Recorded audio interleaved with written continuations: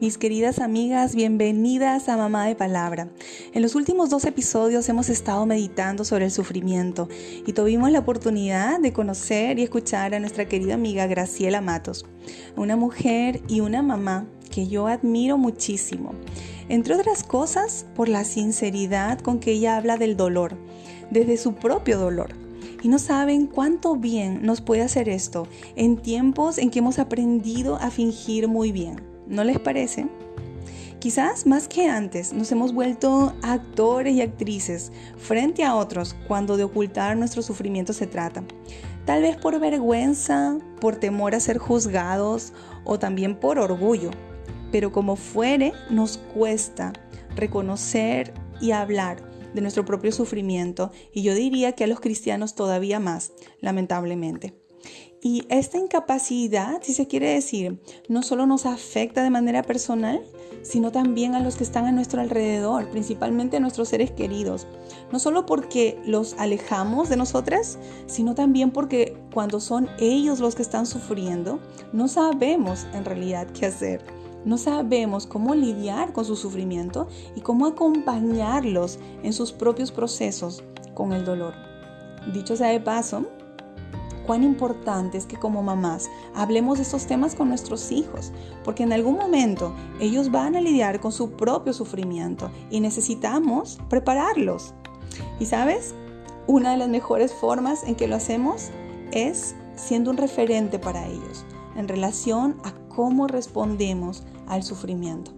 En el episodio de hoy, yo quiero cerrar esta serie titulada Cuando el corazón de una madre sufre, contándoles de otra mamá que también conoció de sufrimientos. No sabemos su nombre, pero sí sabemos que su única hija estuvo al borde de la muerte cuando ésta tenía solo 12 años de edad. Como cualquier mamá, seguramente ella había hecho todo lo que estuvo a su alcance para salvar a su hija, pero nada había resultado hasta que escuchó de Jesús. Entonces, en el día más crítico, cuando ya la vida de su hija pendía de un hilo, su esposo Jairo decidió ir en búsqueda de Jesús. Su popularidad, la popularidad del Señor, había aumentado notoriamente desde que se empezaron a correr la voz sobre sus milagros en toda la región.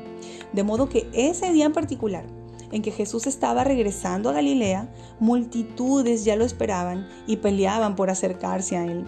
Podemos imaginar entonces el reto que significó para Jairo llegar hasta el Señor. Pero evidentemente nada de esto importó para un padre que estaba desesperado. Tampoco importaron los títulos ni el qué dirán. Cuando Jairo, el reconocido y respetado oficial de la sinagoga, llegó finalmente hasta Jesús, cayó a sus pies y le rogó incesantemente que fuese con él hasta su casa y salvase a su hijita. La actitud de Jairo no solo nos enseña sobre la humildad y la valentía, sino también sobre la fe. Y como sabemos, nuestro Señor se derrite ante un corazón que cree, por lo que no duda en acudir de inmediato a la casa de Jairo. Entonces, ahí los tienes a los dos, a Jairo y al Señor Jesús. Y puedes imaginarlos tratando de abrirse paso entre la gente para llegar lo más pronto posible hasta la casa donde estaba la niña. Pero entonces, en ese momento de tanta urgencia, cuando cada minuto contaba, Jesús se detiene porque alguien ha tocado el borde de su manto. Seguramente conoces esa historia y sabes que camino a la casa de Jairo, el Señor tiene un encuentro con una mujer que también está esperando por un milagro. Esta mujer, desde hace 12 años, padece de una enfermedad que la ha puesto en una condición de aislamiento. Su familia la ha rechazado, la sociedad en general la ha rechazado, pero al igual que Jairo, ella ha puesto en el Señor toda su confianza y ella sabe que Jesús es su única esperanza. Como podemos imaginar, el Señor no solo le devuelve la salud, sino que la restaura, la declara públicamente sana, lo que era necesario en la sociedad judía de entonces, y con eso restituye su dignidad y le da esperanza de una nueva vida. Entonces Jesús está terminando de hablar en ese momento con la mujer, cuando Jairo recibe noticias de su hija. Su peor temor parece haberse hecho realidad en ese momento y su corazón se paraliza. Dejemos que Lucas nos termine de contar la historia. Les voy a leer Lucas, capítulo 8, versículos del 49 al 56. Mientras estaba todavía hablando, Mientras el Señor Jesús estaba todavía hablando, vino alguien de la casa del oficial de la sinagoga diciendo: «Tu hija ha muerto, no molestes más al maestro». Pero cuando Jesús lo oyó, le respondió: «No temas, cree solamente, y ella será sanada». Y cuando él llegó a la casa, no permitió que nadie entrara con él, sino solo Pedro, Juan y Jacobo, y el padre y la madre de la muchacha. Todos la lloraban y se lamentaban, pero él dijo: «No lloréis, porque no ha muerto, sino que duerme». Y se burlaban de él, sabiendo que ella había muerto.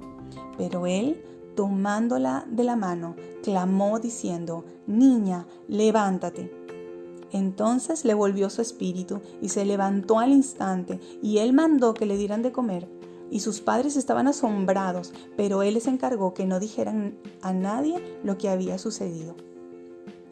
Mi querida amiga, ¿cuántas situaciones nos tocarán vivir si no las hemos vivido ya?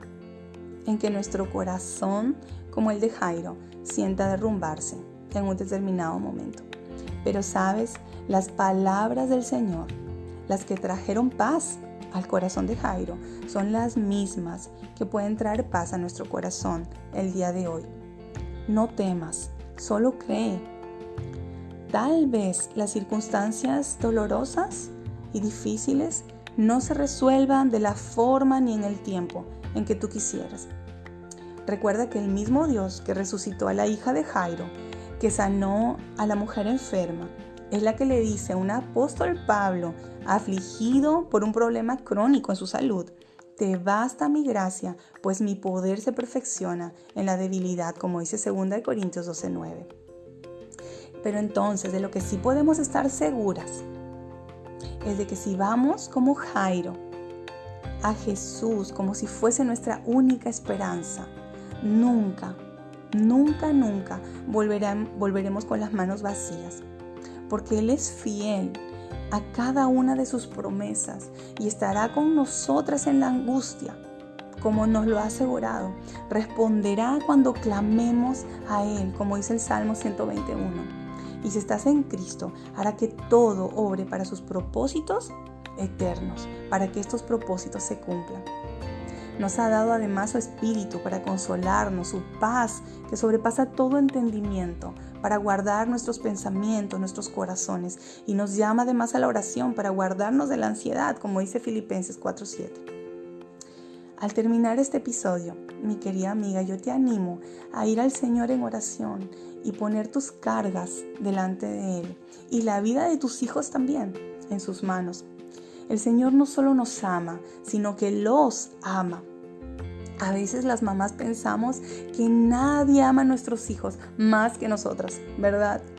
Pero el Señor los ama muchísimo más que nosotras y de una manera perfecta. Y el Señor obrará, no solo en ellos, sino también en ti, en mí. Como dice Robert y Nancy Wolgemuth, si conoces el ministerio Aviva Nuestros Corazones, de seguro sabes de ellos. Ese es un ministerio hermoso que ha bendecido mi vida por muchos años. Lo puedes buscar en YouTube. Tienen unas meditaciones preciosas. Y bueno, ellos, para no desviarme del tema, ellos tienen un libro titulado Confía en Dios para escribir tu historia. Y dicen en este libro: no podemos cambiar el corazón de nuestros hijos, pero podemos dejar que Dios cambie el nuestro. Espero y oro porque estos episodios no solo nos hayan llevado a un mejor entendimiento del sufrimiento, no solo hayan traído esperanza también y ánimo en nuestros corazones, sino que nos hayan dado un mayor conocimiento de nuestro Señor, de su corazón, de cómo Él se compadece de los que sufren y que además Él no tiene en poco las lágrimas de una mamá. Y puede usar y quiere usar esos capítulos dolorosos en tu vida, en mi vida, para escribir una historia todavía más grande, donde su gloria y su gracia brillen aún más. Primera de Pedro 5:10 dice: y después de que hayáis sufrido un poco de tiempo, el Dios de toda gracia, que os llamó a su gloria eterna en Cristo, Él mismo os perfeccionará, afirmará, fortalecerá y establecerá. Espero encontrarlas en un próximo episodio de Mamá de Palabra.